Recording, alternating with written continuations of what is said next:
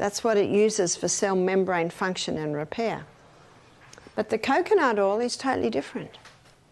Underneath the tongue, there are sublingual glands called lingual lipase. And lingual lipase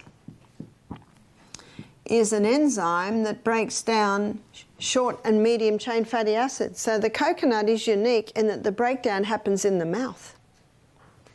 So when it comes down into the stomach, it's already having its breakdown.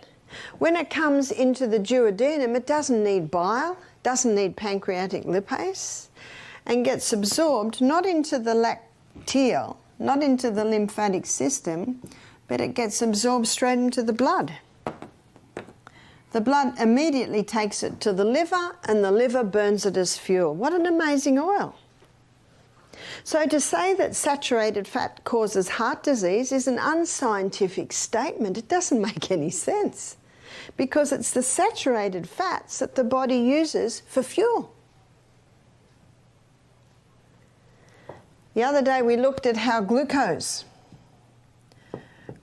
burns at 4 calories per gram,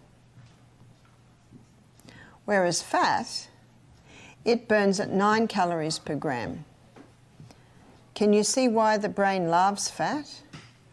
Because a calorie is a unit of energy, and when we give fat to the brain, it's getting more than twice the units of energy when you eat fat.